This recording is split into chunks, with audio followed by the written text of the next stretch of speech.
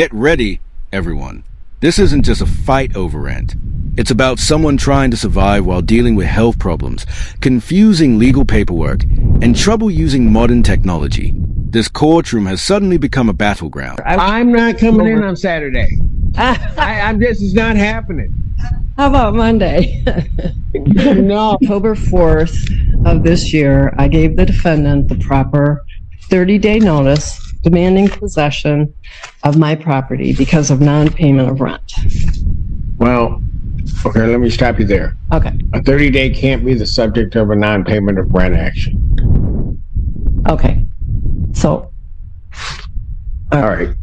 Do you want her to move, or are you just terminating her tenancy? I mean, are you terminating her tenancy and want her to move, or do you want her to pay you? I want her to move, and I want to also have a money judgment, so I can't do that?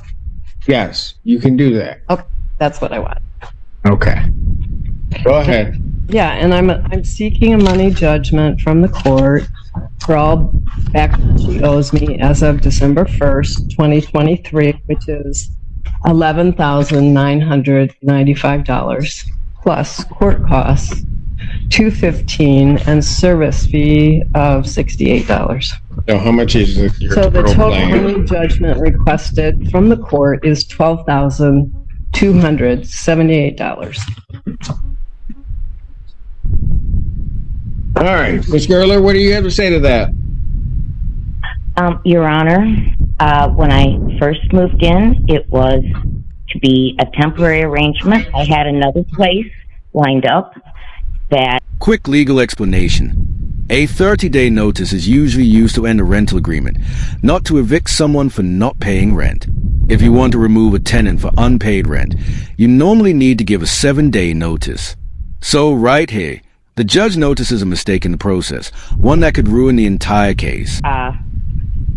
Did not end up being represented appropriately. It was to be vacated and renovated. Didn't happen. I have attempted along the way to give Ms. Peel, the plaintiff, money. I became extremely ill with COVID, which I have long COVID, along with 2 other disabilities. When I became behind in rent because of illness and sought help from local agencies,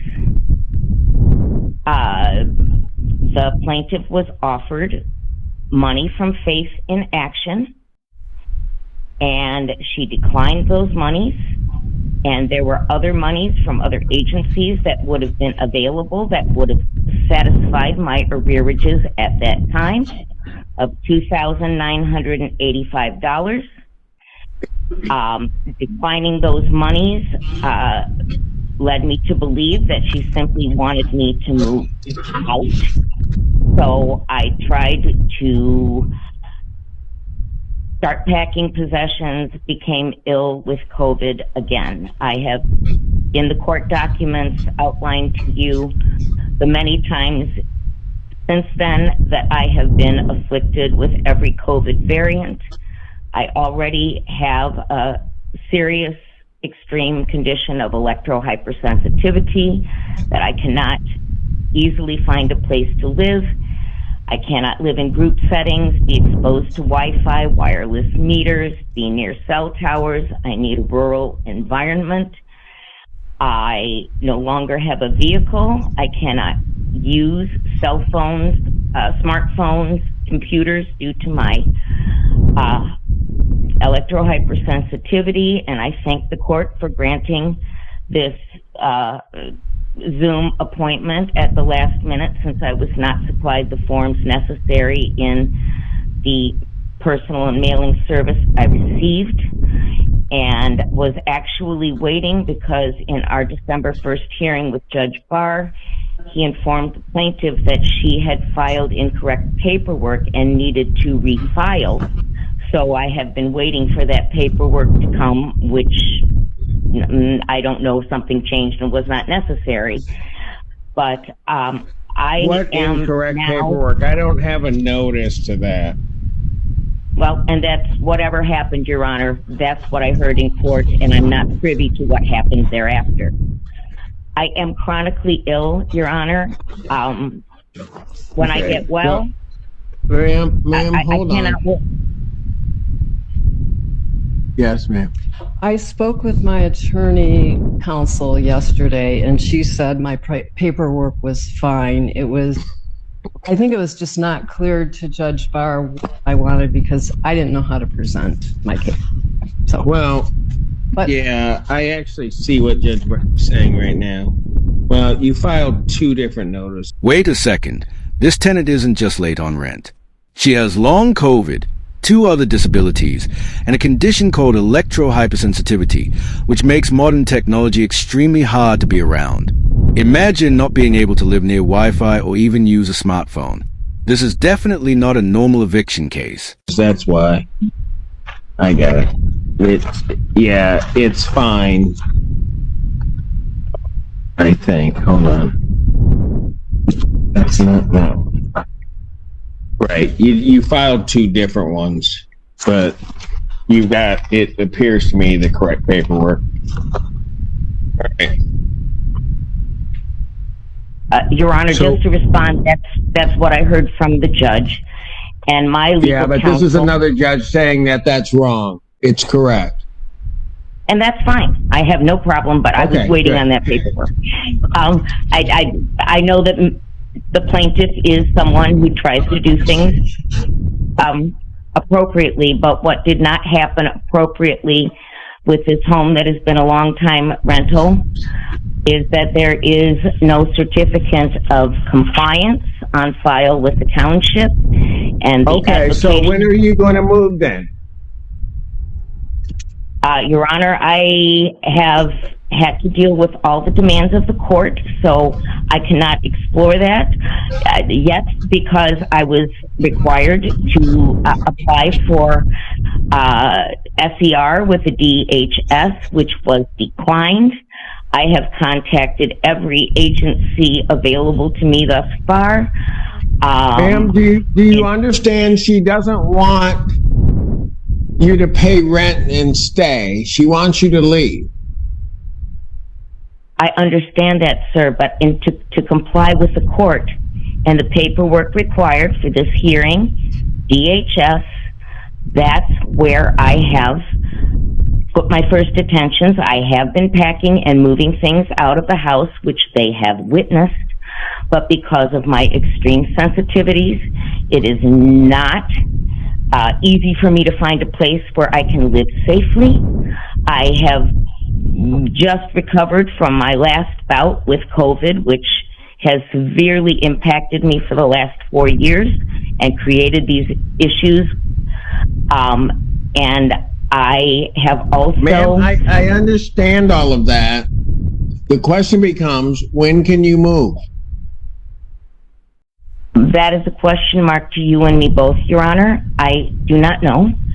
I have nowhere to go. I am solo in this world. I have no vehicle. My car broke down June of 2022. And my situation is not a good one because of chronic illness. My energy is not reliable, and sometimes 12 hours in the bed. Okay, ma'am, I can appreciate all of that. But you also have to understand that the landlord is entitled to her premises back. I understand that they request their premises back, and I have an appointment with Hawk on Monday. To what degree that will help, I do not know at this point. I have been unable to find assistance from anybody because they say I am not sustainable, because I am now forced to live only on my Social Security income, house line. Okay, ma'am. Here's what I'm going to do, because this has got to...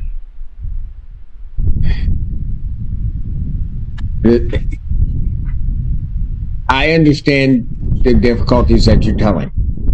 I also understand that the landlord needs to resolve that. So I'm going to set this for a trial.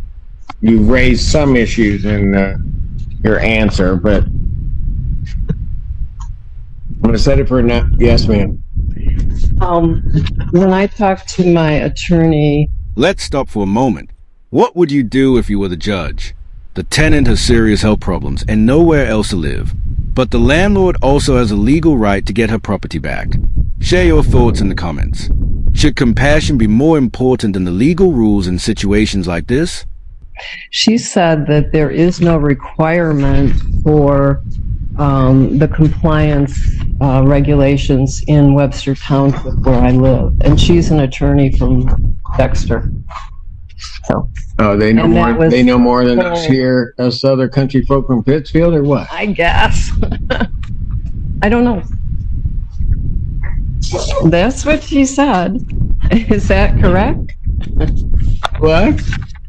That's what she said. I don't know. I guess she's from Dexter, so she knows more than us. Township does We're not just issue. little country judges up here. You don't- Yeah, ma'am. I actually called the zoning person too. She Okay. said- And she said, yeah, probably She said- she agreed. I- I'm having difficulty hearing, Your Honor. Could that be repeated? Okay. She went to Webster Township. The issue regarding the certificate of occupancy, it really isn't an issue because they don't require it for rental properties in Webster Township. That's the long and short of it. I would like to know then why Legal Services of South Central Michigan gave me this form and checked Okay, it out. ma'am. They must I have don't obviously know. received You it. guys keep talking about lawyers. I've not met them. I don't know. All I know is this. You two are in front of me arguing a case. You have one position, plaintiff has another position. So here's what I'm going to do. I'm going to set this matter for non-jury trial. It will be in person. Your Honor, that I hope you realize is not possible for me. I'm even being harmed waiting for 2.5 hours on my cell phone, which is on speaker Then, remote ma'am, from me. then I don't know how I'm going to get you into court. How is is it not possible for me to continue in this manner, sir? I have been before you to establish the severity of my condition. I become debilitated, incapacitated, ill. I lived in the basement of my prior home for 7 months because of radiation poisoning, and by necessity, where your court is located, there are many electronic communication requirements for police, fire, the cell tower, Wi-Fi for the buildings. I will literally fry and be unable to move. That's why I couldn't come today. This is not a fun scenario. And the landlords are well aware of my conditions. They had mitigated the house. They used Ethernet. All right, ma'am. All right, look. Do you have any problem if I hold a trial and she appears by Zoom? I guess not. I've been without income for a long time, and my preference is Okay, look, folks. yeah. There are a lot of folks out there that are Everyone having a has hard sad time, story. and I get it. Yeah. Okay, I have to deal with it every Friday, so I don't know that I can help you with any of that right now. Right. I'm just trying to set a trial date. Do you have any better. objection to her? Tomorrow. What? Tomorrow, the sooner the better. I'm not coming in on Saturday. I'm this is not happening. How about Monday? No. What?